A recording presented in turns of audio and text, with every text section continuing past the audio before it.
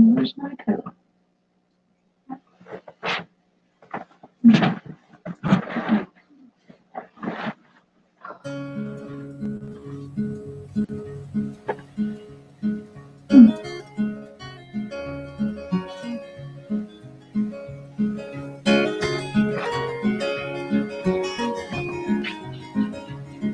There are bridges, bridges in the sky, they are shining in the sun.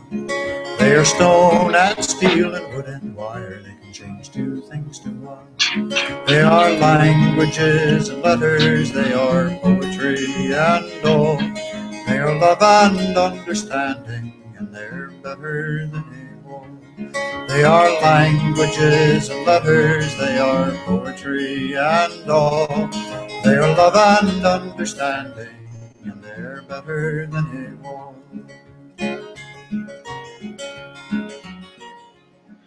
Welcome to Bridges Program, everybody. That's Bill Staines.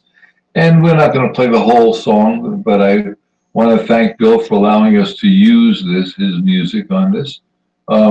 We are here tonight. Susan and I are here. This is Friday night, and it's Bridges Programming, and we normally talk about lots of things. It's brought to you by the Human Renewable Energy Measure, and I'm just playing with all this equipment here. And we have with us tonight our guest of Bonfire, and she does our guest programmer. Our guest programmer, Bonfire. Mm-hmm. And hi, Bonfire. Hi, Susan. And that's what we're doing. So this is where we are, and here's what we're doing. And I'm just going to try to get ready for the closeout. We're doing only a 1 hour show tonight, or program I like to call it. And Bonfire is going to talk about education. Education, because she has a problem with me talking about education instead of knowledge. So we're going to try to correct that. And we're going to educate Jeff. We're going to educate the world, I guess. So here we are. So if you would like to continue on, you have the I will. You have the floor. Thank you. The floor. Oh, and the podium. That's interesting because I don't really have the floor, do I?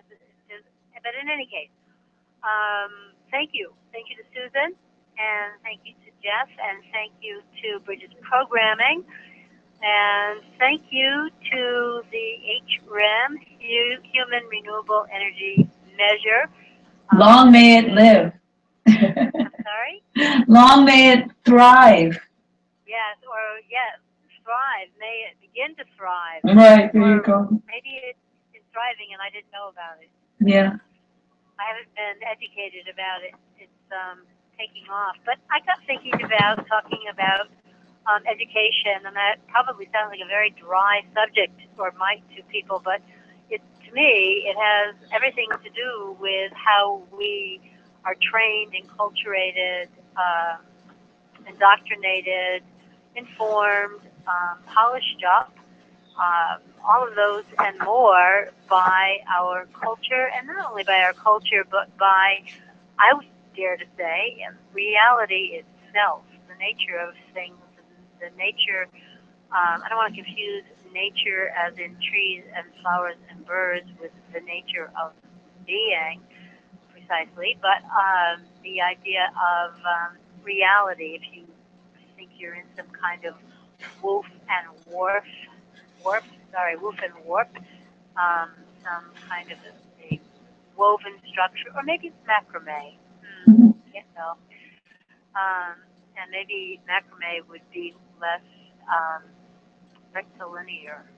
Oh, anyway, okay. So education is for me a very interesting subject, and I hope that I can make it a little bit interesting for those who are listening to us, and of course for you and Susan and Jeff too. One of my suppositions is that technology educates us, and I don't mean it informs us, gives us knowledge, although some people would put in a claim for that as well.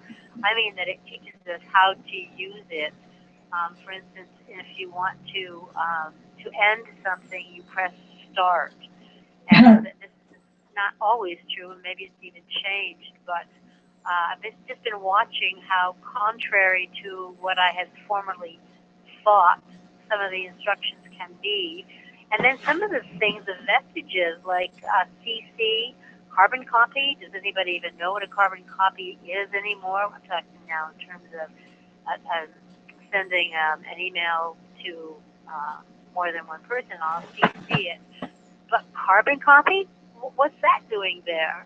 And how did that manage to survive? And there are other little things like that that seem to have found their way through. And I don't know why they should have, really, because maybe it was somebody in their 60s who was programming that concept on the various platforms or however that is born.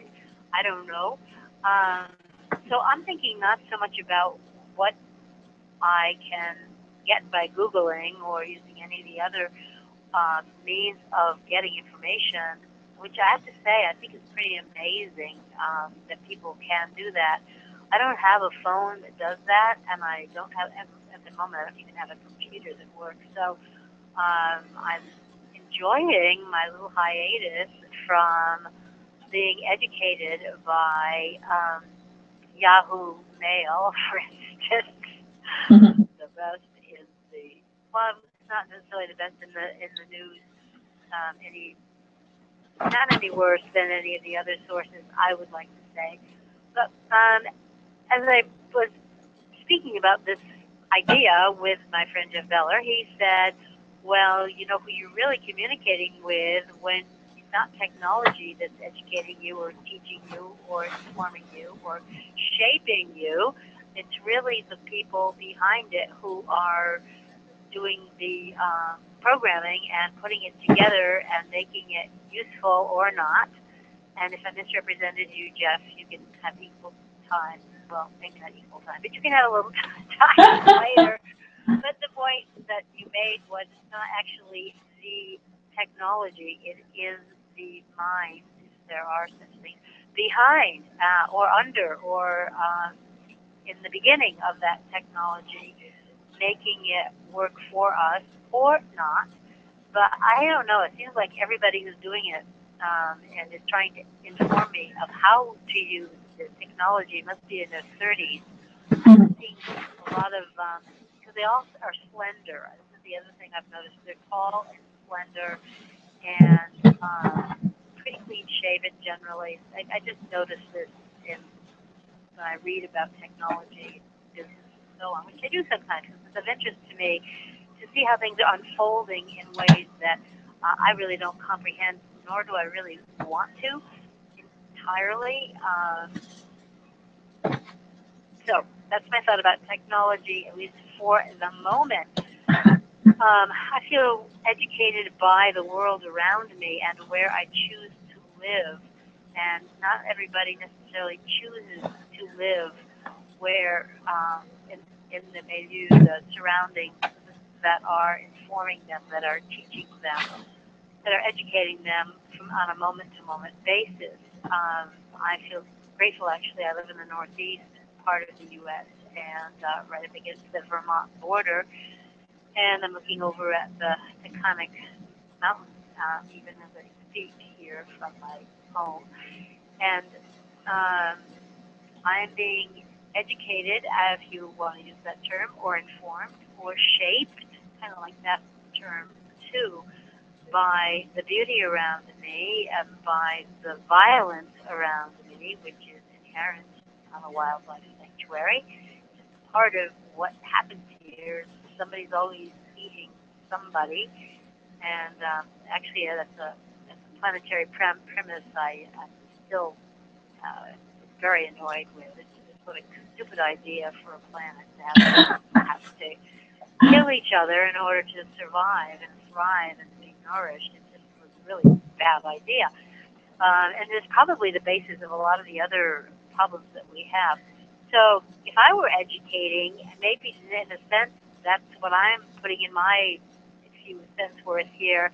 I guess I'm offering ideas and maybe the best of all worlds, the offering of ideas, is education. But that's not historically my sense of it at all. That I am just here in this beautiful place and watching. Now the goldenrod is coming in, for instance, and hummingbirds are still coming to the feeders. And there's so much to entertain me, and it is entertainment, I have to say. But I'm also being informed, and I'm learning all the time. I guess another question is, what is the difference between learning and education? I just didn't have a good time with education, so I'm thinking, oh, learning, oh, I like that. Knowledge, oh, I like that. The power of dreams, the other ways of learning that are disdained and discredited in our culture, at least that's been my experience. Those things that they say are women's intuition or old wives' tales and all of that just don't make it into the classroom, at least not the classrooms that I had to sit in. So basically the questions I'm thinking about are, what is education? How does it shape us? Is there any experience which is outside of education? It seems to me probably not. We're always being informed and shaped by our surroundings, not only formal schooling. Why do we bow to the so-called well-educated? So often I hear people say this, and I just want to scream. Well, he's very well-educated, or she, or whomever is very well-educated, and I'm thinking, so they are smaller than they could have been. The box, they're in the box, and they're well-educated, so they know the right things to say, and they probably have a lab coat, because I'm always thinking it's disdaining. Probably have a lab coat to go along with that, being well-educated. And it's a term that people flaunt, and they use to... intimidate. I'm sorry? Sometimes it's used to intimidate. It's used to intimidate, well-educated. And my question always now is, what do you mean by that? And I'm not afraid to use it. I got a question, and I'm not afraid to use it. What do you mean by well-educated? And are you telling me that I should give better attention to that person? I'm thinking of our area NPR stations, regional, one of them anyway, NPR stations, and there's the academician who is very powerful in that, and both my friends, Jeff and Susan, know who I speak. He would be very impressed by someone who was well-educated. He would consider himself to be. And then outside of the conversation, because I wouldn't be allowed, never have been really, allowed into a conversation with the well-educated. Even though I might be very well-informed for myself. You know, it's an exclusive club, you know. By the way, I want to introduce something. There are two things about education. First of all, in most cases, I know a lot of people who never have a degree, but they're very well educated. But the big deal is that in most cases, you're in an economic structure that puts you through the school, so you got your diploma. It doesn't mean you're smarter. It means you have a diploma. I know people who hold many licenses for plumbing and electrical, and I can tell you, I know people who can run circles around them, but they know how to take tests. So there's a difference between passing the test and knowing what you're doing and knowing something. I know many mechanics who would make excellent doctors, but they couldn't afford to go to school to get their degree. But they make much better doctors than the butchers that are out there now. I don't mean to be nasty, but I'm glad there are mechanics too. Oh no, but the thing is, if I want someone to diagnose me and to fix something that's broken in my body, I much rather have someone who just is not doing it because his family wanted them to get become a doctor. Yeah. That's my point. And actually, now that you say that, the guy who works on my car, I have said to him before that I wish he were my doctor because he's so thorough. And I mean, I wouldn't want to do that. You understand it would be a little reckless, but even inappropriate. But he's so thorough, and he explains everything, and he's attentive. And he'll call several days later and say, "Did that repair? Is it doing well by you?" I mean, you get that from a physician very rarely. Okay, I don't want to go too far off of my track here, but did you feel you got to say what you wanted to? About what? About I guess he did. Use your hand. Okay, did you? Yeah, sure. Okay. So you're okay. So this is not right on the. Well, I guess it actually is. I was going to say this is not right at the top of the whole the scrutiny about education, but really it is. New York Times, Wednesday, July 29th, 2015. A very darling little, probably 4 or 5 year old, full page ad, Microsoft ad. She looks like she could be third world, or she could be this beautiful little child with brown eyes and kind of slightly disheveled, curly hair. She's dressed nicely, but not so nicely that she might, you're not sure, I'm not sure, whether she's a child of poverty or whether she's in Italy. I haven't the surroundings don't define that. But she's looking up with her glowing face and her glowing and intelligent 4-year-old face. And she's a white kid. Or maybe she's not. Maybe she's kind of Hispanic. I don't know. She's got beautiful colored skin. In any case, for what that's worth. But I'm just trying to, in case you did not see the full page ad in the New York Times, this is Windows 10. And it is so offensive that I want to share it with people. Oh, thank you. Yeah, I want you to be offended too. A more human way to do. Oh, please. A more human way to do. Okay.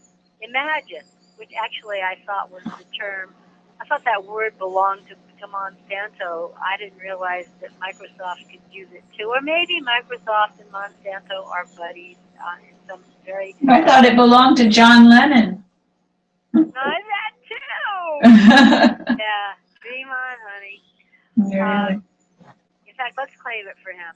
Yeah. Imagine there's no heaven. Okay. Right. So here's the script. These are the words on that page, and there's a lot of white, well, or kind of off-white because it's a newspaper page. She won't have to remember passwords. This is the little girl, of course, they're referencing. Or obsess about security. To her, I'm sorry, that's a little comment there. To her, every screen is meant to be touched. Oh, that's lovely. And web pages should be scribbled on and shared. And as she grows and gets better at things, her technology will too. She'll do things her parents never even dreamed of. The future starts now for all of us. Okay, how many things do they actually claim there that belong to Microsoft? They just own it all. And it makes me really not want to invest in a Windows 10. Not that Microsoft will care whether I do or not. I understand that they're, So what I'm hearing from that is that Microsoft Windows 10 is claiming the future. That's what it sounds like to me. Isn't that amazing? What hubris. Yeah, really. What arrogance, hubris. It may play out to be hubris, but at least it's definitely arrogant. Or maybe it's just lots and lots and lots of money. Oh, maybe it's just that. Yeah. You see, Susan, now this is interesting. You and I can use the word hubris because we had enough similarity in our education that was a word that was, I mean, I'm guessing, that was a word, not only that, but you and I probably thought it was a good word to remember because it was going to come in handy a lot. A lot. It goes back to maybe the Greek, I don't know if it's the classic Greek stories, the mythology. Yeah, that could be, right. Right, probably reading Greek plays, yeah, Yeah. translations. And thank goodness that we both have it in our little personal lexicon. Well, it was a neat word. It sounded interesting, and it sounded like what it's trying to say. It's your toolbox. And so it's stuck there in my brain. It was a word that was going to come in handy. I think that's what I'm hearing you say. And also, it's a word which excludes people who did not have that part of the education, the part that we had in any case. And I'm not saying that's better or well, I am saying it actually. I guess I am saying it. Well, you know, I don't think it excludes, because I remember, I mean, when I was learning language, I actually remember some of it. And it was so wonderful to hear unusual words, and I'd grab onto them in my mind, and I'd want to keep them so I could use them again. And I remember how someone used them. I mean, I don't think you leave that behind if you're really curious, and most people are. You know. You think most people are curious? I think so. You know, I think they are. I just remember one word that I hung on to, and it was actually two, but I can't think of the second one. But one of them was mellifluously. Uh-oh. Now that's a... Yeah, he likes that. You go there. So I remember looking at that word and saying, that's a great word. And there was two of them like that. You can get it out of your mouth. Right. Mellifluously.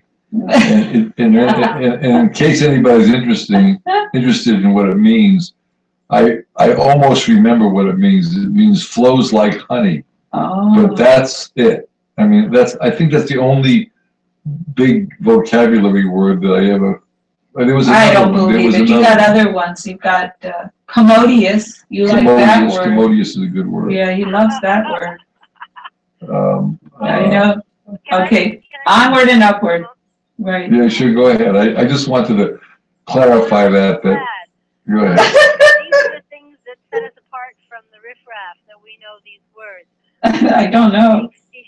Yeah, but not entirely, because one of my points is, or one of my thoughts is, that by being in college, even when I was there, and I'm not sure I was really the kind of person who should have gone to college, or at least maybe not the way that I did, but it was very important to my parents, and they paid for it, which is a great gift, actually, in that regard that they gave me. But I remember as I was learning about The Great Gatsby, or the stories of Henry James, or, well, in any case, particularly maybe in literature, because that was part of what I was focusing on, along with art, I thought, all of us are learning this, so when we're at cocktail parties, we can make these references to Henry James or to T.S. Eliot, or all of these important, are they, made important by way of education, prospering because of education, and maybe also to some extent because of some kind of skill or content, but not necessarily. And we'll be able to, when we have our cocktail parties, and who does that anymore, but I think back to my youth. Maybe in the Hamptons. Parties, but what? Maybe in the Hamptons.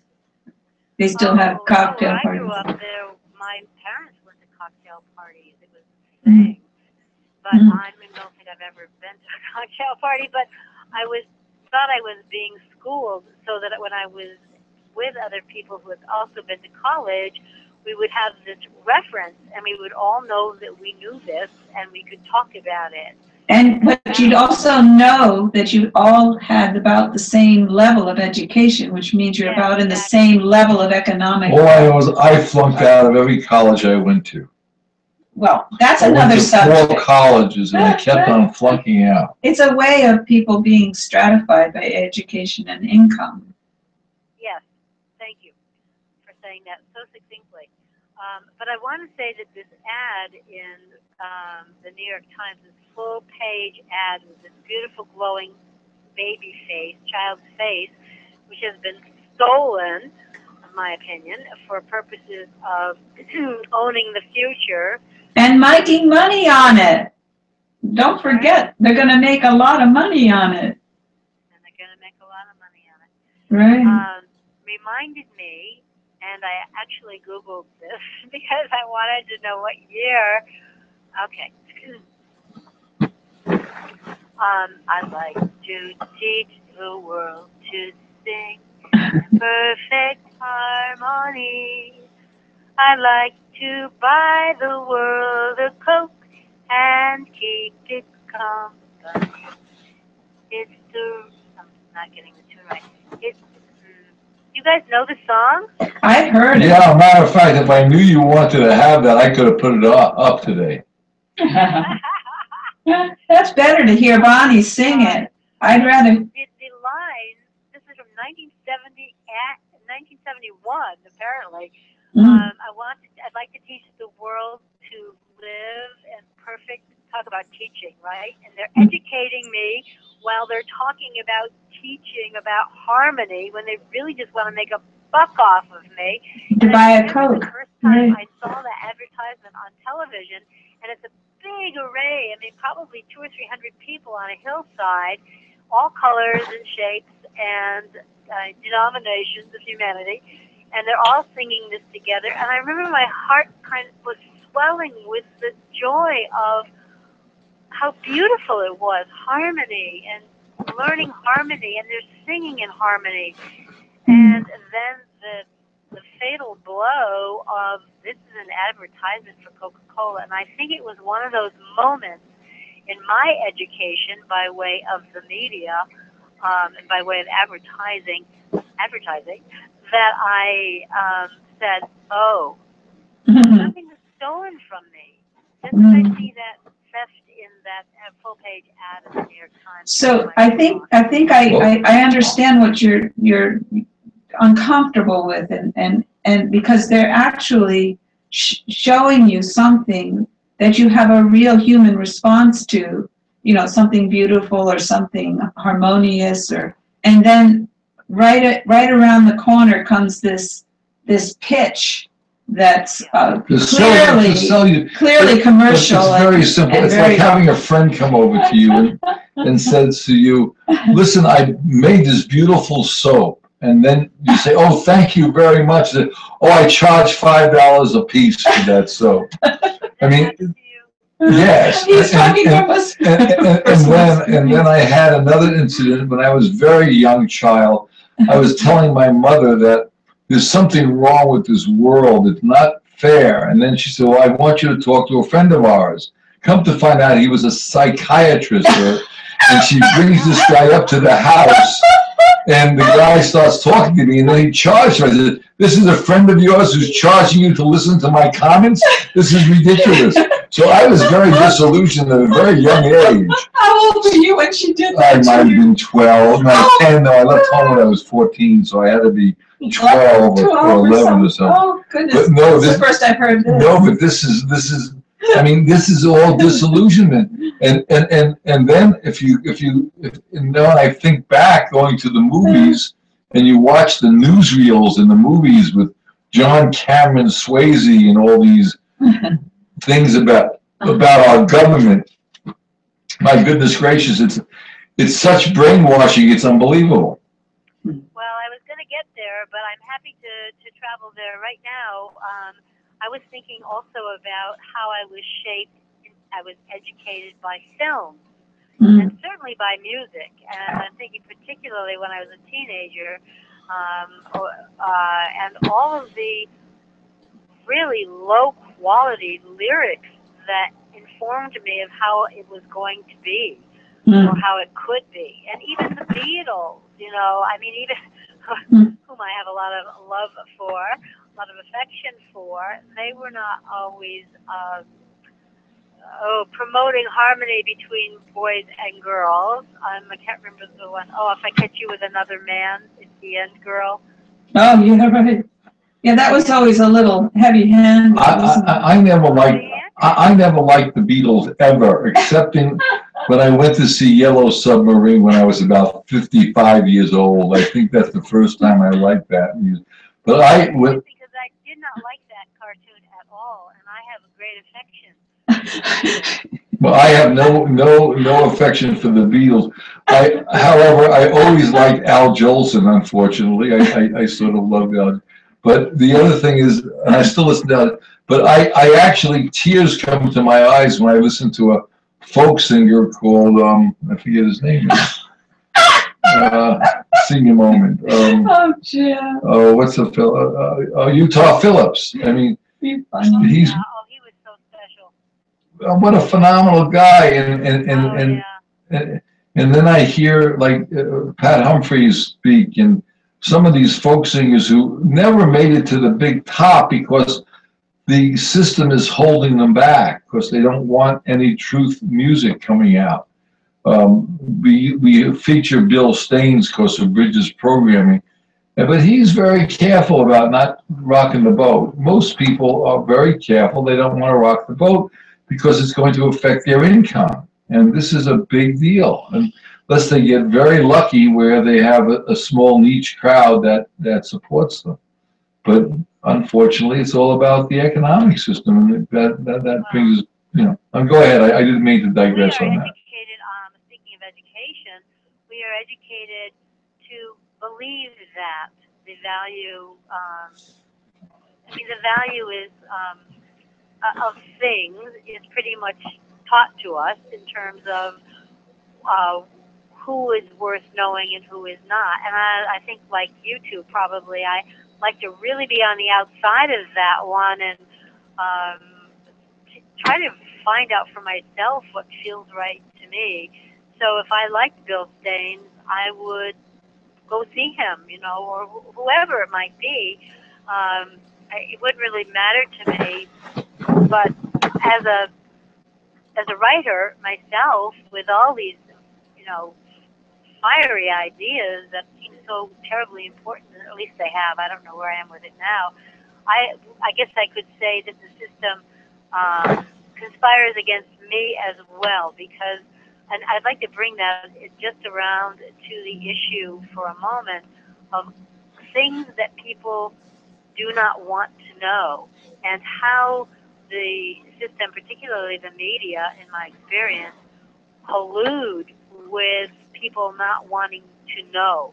And rather than use the example of solar radiation management, yet again, I will go to my honey, who was making a comment about the debates, the presidential debates that took place last night, which I did not hear, nor the forum that occurred before the debates, because it's just too ridiculous from my point of view. The presidential debacle. I want to address that. It's a debacle. It's not a debate. Can I tell you first of all what my honey said?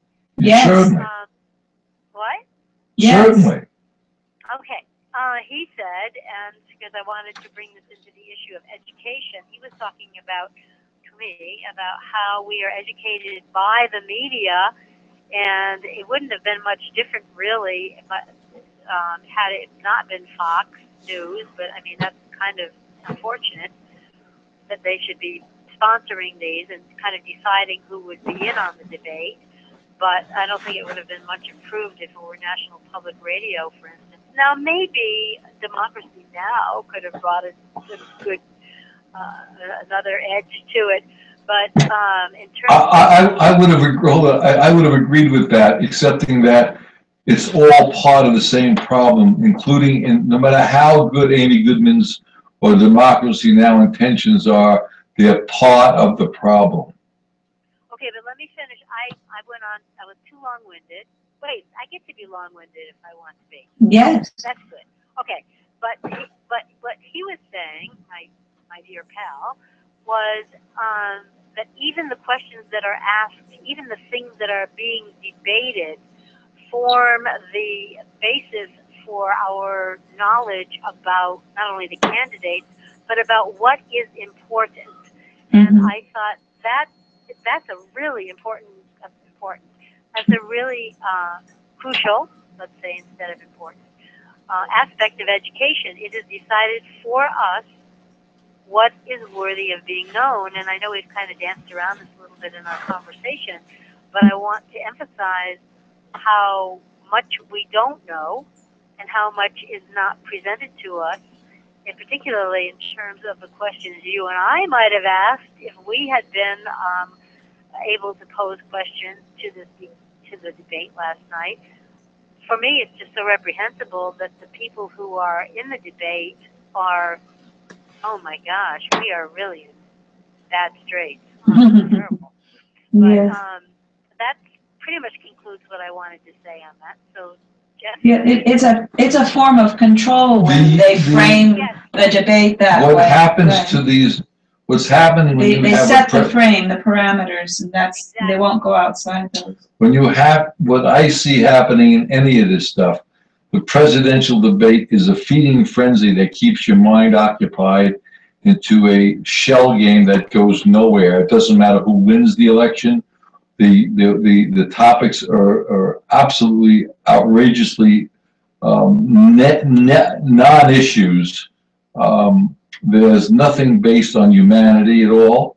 It's the same type of a frenzy when you go to the football games, football season. It's the same type of thing when you get to the Christmas season.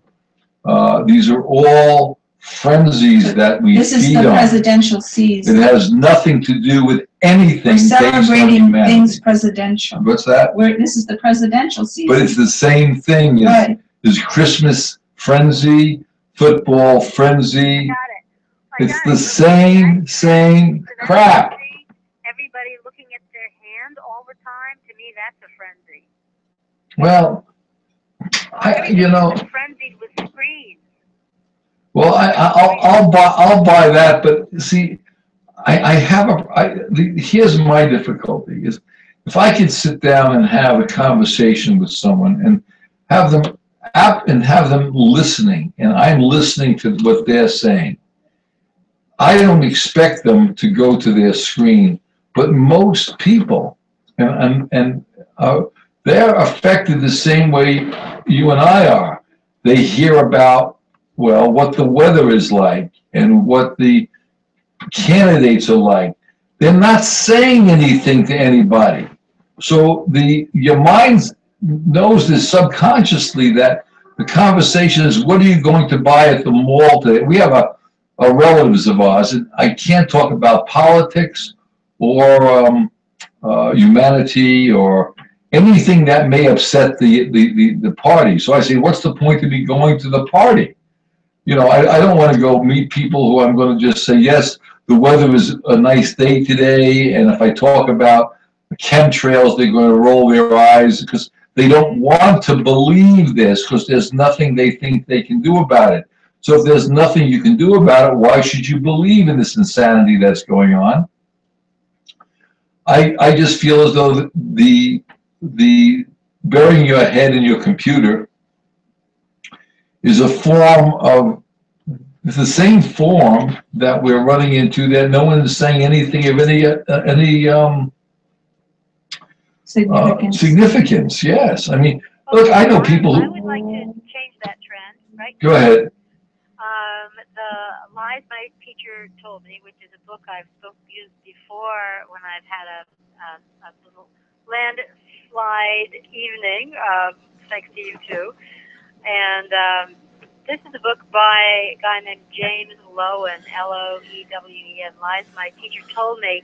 And I may have referred specifically to this paragraph, but I want to read it because the book is very, very interesting in that he is showing us how we are lied to. Oh, actually, in the very beginning of the book, there are some quotations from various, including himself, if I can just find it here before I read the other thing. Okay, this is a quotation of himself, from himself.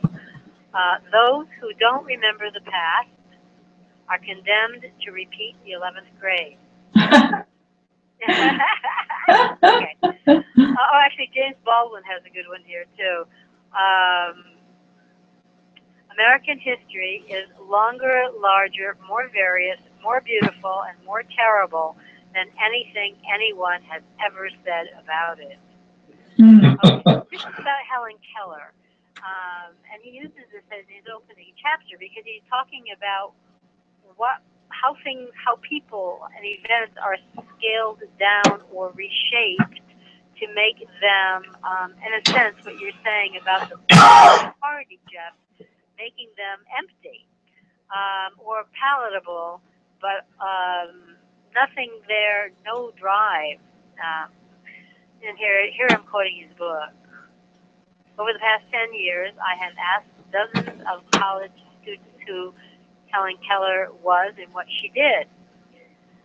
They all know that she was a blind and deaf girl.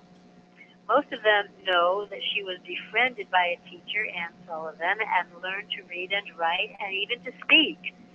Some students can recall rather minute details of Keller's early life, that she lived in Alabama, that she was unruly and without manners before Sullivan came along, and so forth. A few know that Keller graduated from college, but about what happened next, about the whole of her adult life, they are ignorant. A few students venture that Keller became a public figure or a humanitarian, perhaps on behalf of the blind or the deaf. Quote, she wrote, didn't she? Close quote. Or, quote, she spoke. Boy.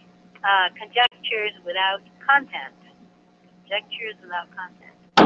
Keller, who was born in 1880, graduated from Radcliffe in 1904 and died in 1968. To ignore the 64 years of her adult life is to encapsulate them with a single word, humanitarian, and it is to lie by omission. Mm. The truth is that Helen Keller was a radical socialist. She joined the Socialist Party of Massachusetts in 1909. Mm. She had become a social radical even before she graduated from Radcliffe, and not, as she emphasized, because of teachings available there. After the Russian Revolution, she sang the praises of the new communist nation. Quote, in the East, the star is risen. With pain and anguish, the old order has given birth to the new. And behold, in the East, a man-child is born. Onward, comrades, all together. Onward to the campfires of Russia. Onward to the coming dawn. Close quote. Mm. Keller hung a red flag over her desk in her study. Gradually, she moved to the left of the Socialist Party and became a wobbly, a member of the Industrial Workers of the World, the IWW, this syndicalist. I'm about to look at. Oh no! Hubris. Okay, you were persecuted by Woodrow Wilson. And it goes on, of course. There's a photograph of her at a 1912 demonstration with other women who were championing women's suffrage, the right to vote. Right. And she's there in the photograph. Could you imagine if they taught us any of, I mean, that would have been forbidden information. So they kept her very small and vulnerable and inadequate, and they lied about her. I want to bring out. And that's very similar to what they did about Buckminster Fuller, too. Another humanitarian, right, who spent his whole life trying to make things better for, people worldwide. And all they want to talk about is this geodesic dome. I mean, we know we've mentioned this to you before, but that's very interesting what you're saying about Helen Keller. Yeah. Right, because he was too dangerous otherwise. Is that correct? Right. He came up with ideas. Really, he came up with, and they belittled him and called him a nut. He flunked out of many colleges. I can sympathize with that. He actually lectured so much around the world that he circumnavigated about 50 times. If you can imagine. And we think we're trying to resurrect Bucky. He called himself Bucky because he said, I'm an average person. I am no different. You shouldn't only call me Bucky. I think we should resurrect Helen Keller now, too. And the trouble is, we need to resurrect the people who are trying to bring out humanity within the system, but you can't bring out. I listened to King, Martin Luther King, and I listened to the Pope recently, and they all saying the same things. And we talk about, I listen to people on our program who talk about, what's going on in the world with the elites, what's going on in the world about chemtrails, what's going on in the world about with all these things that are happening, including the Pope now. But they're not coming up with solutions. Their solutions are we have to band together. But that's not the solution. There's a systemic problem here, and that's the human renewable energy measure. I mean, we need to get that into a vocabulary the same way we measured everything. And it's a shame because I hear these great human beings expounding about what's wrong with the system, and they're not coming up with any answers other than we have to band together. That's the only answers I'm getting. Banding together, but I do think I have a couple of ideas, even though they're not your ideas. Let's hear them. Well, one of them is I think we have to abandon the concept of good and evil. You've heard me say this before, but I really think it's fundamental. I think it is as fundamental as your ideas about economic sanity and humanitarian approach to Well, but I'll agree with you. value. I agree with you, but how are you going to abandon that? Well, I'm trying to do it every day myself, which means I have to be attentive to the effects of my education on who I really am and peel away and find out who I am. And in that, I mean, for instance, I have this opera, which is in good part about our attachment to good and evil. And it's not just the Puritans, even though that's the focus of the Cotton Mather in the opera. It's, in general, everywhere we turn, we have this construct, this dogma, this craziness that people are afraid of abandoning. And I think it should be there. We should be abandoning the concept. And people say, well, wait, if you don't have a construct of good and evil, how will you behave well? I don't know. I think I know how to make choices in my I don't fail, but I think I know how to make choices that are for me and for those around me, and certainly not for all the beings who are suffering because of the high end of my existence. It's not really not equitable in that way. But I think I don't need a construct of good and evil. In fact, I think it gets in the way of making choices that are humanitarian. Well, hold on. I want to interrupt a minute because if you choose good and evil, you are making a subjective judgment. In other words, somebody who decides they want to put witches to the burn, to kill witches. In their mind, they're doing good, and the witches are evil. Now, that's a subjective thought, whether or not the witch is not. What I'm trying to say is that who's to make that decision between good and evil? That's what Bonnie is trying to say. Well, It's arbitrary. Every day we make those decisions, or we comply with other people making those decisions for us. My feeling is don't comply, defy. But the thing is, you can defy all you want, but the system is set up in such a way that that you really, it's going to be your word against that person's word without having, or thought process, without having a base to go by. I don't know if I've explained that. The HREM is your idea. I mean, that's the thing that you are hoping and dreaming could become a way of valuing human beings. It's not I think it's a great idea, and I go for it too. I think I would like to see that in place. I'm not going to put that in place, But I can say, and it's very scary to say this, maybe in some ways even, well, it doesn't have to be comparative. It's scary to say to my community, which is a lot of fundamentalist Christians and who knows what else. They don't even have to be Christians, they could be Muslims. You start messing with the construct of good and evil, and people are afraid of you. That's not something you get to tinker with. But I want to tinker with it, and I want people to look at it and say, no, this doesn't serve us any more than the economic system. And I agree with you, but I don't know. I don't know how to bring them. I don't know how to bring. If I have, I'll go to the dump and I'll meet some guys there. You know, the good old boys, and we'll kibitz one another.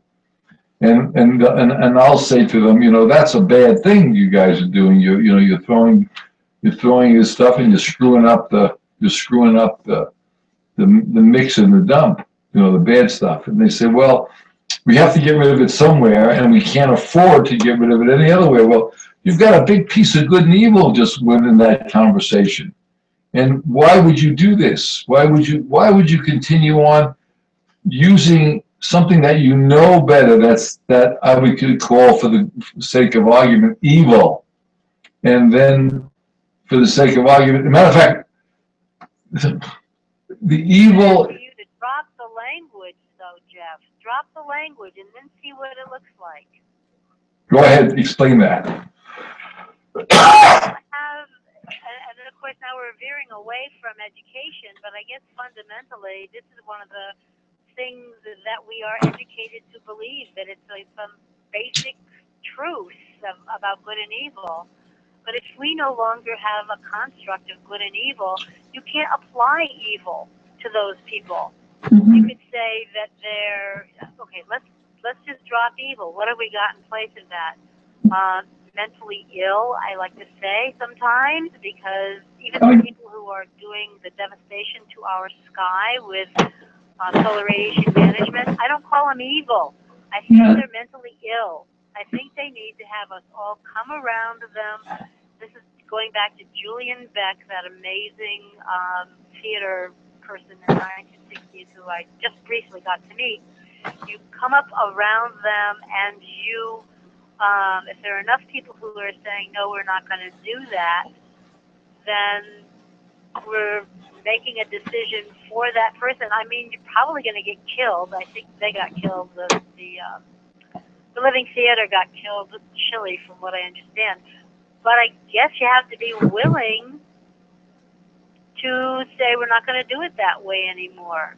We're not going to trounce. We're not going to invade Iraq or Afghanistan or Pakistan or wherever, but you have all around the world. We're not going to do that. I agree. But why are we doing it? Well, you think it's for economic reasons. I See, think it's mentally ill. No, but the economic situation is creating the neurosis. I think the neurosis precedes the economic. I can't imagine I can't imagine. A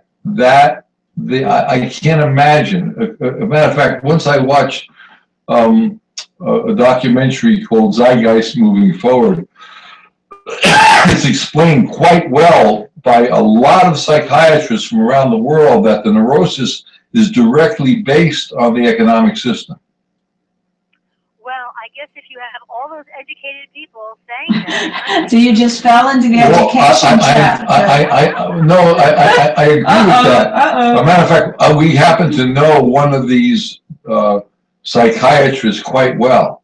And I think he's absolutely out of his mind. However, the other 5 of them, which we happen to deal with from that zeitgeist, are right on target. You know, I am giving them credit because they've spent a lot of time, not that they have a degree, but they've actually spent a tremendous amount of time studying this. The same way you have studied the skies, I have studied the economic system.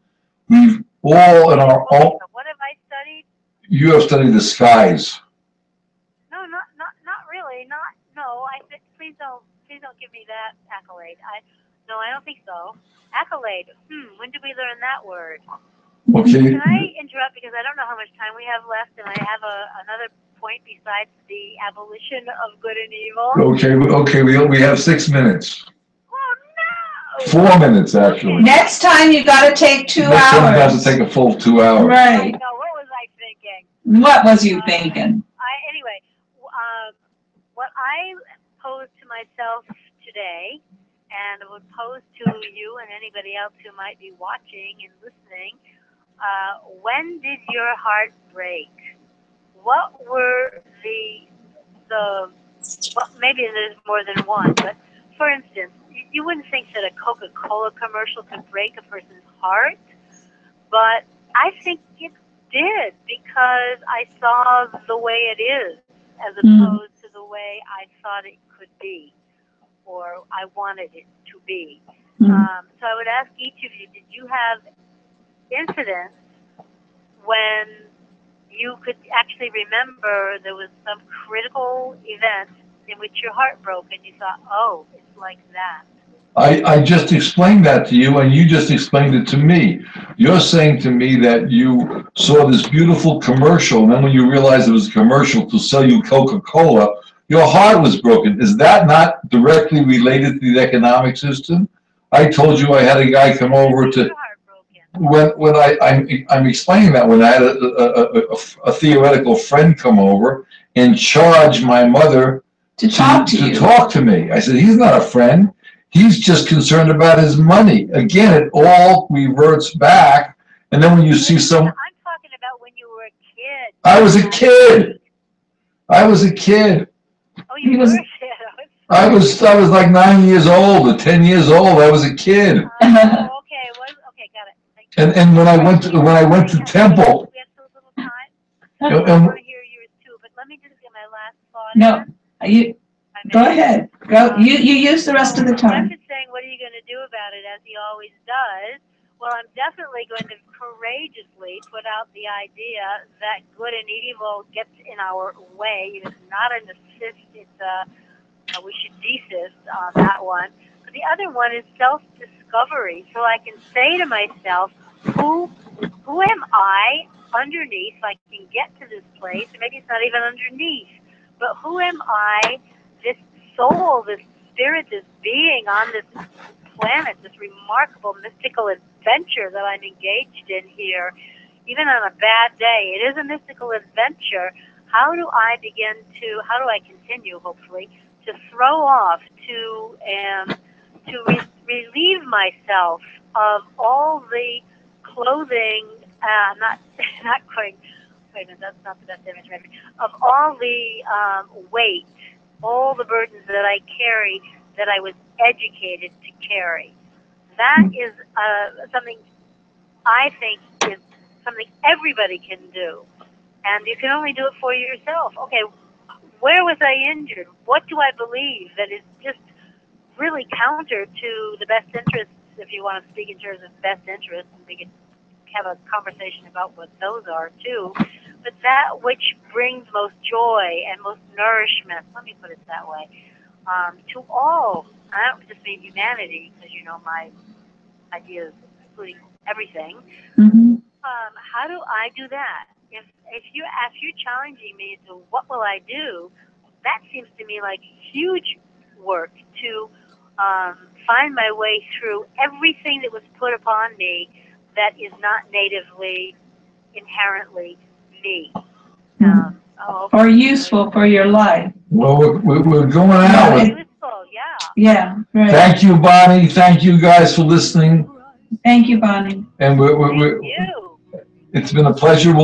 I'm easily pleased, but anyway, we'll see you guys as soon as we can. Thank you for hanging out with us. Yeah, thank you for having me. Bye now. It all comes down to energy. You wonder where the money's gone? Well, here's some fuel for thought. It all comes down to energy. Fossil fuel affects our lives like ripples on a lake. Cars and farms and factories and trucks. Supplies go down and prices soar, our futures are at stake.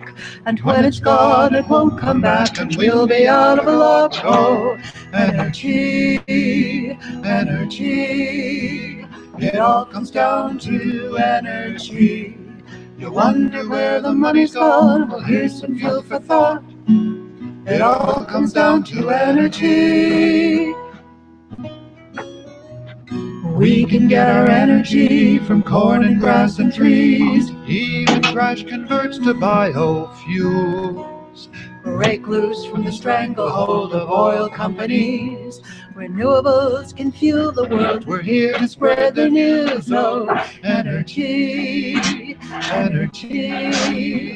It all comes down to energy. You wonder where the money's gone? Well, here's some fuel for thought. It all comes down to energy.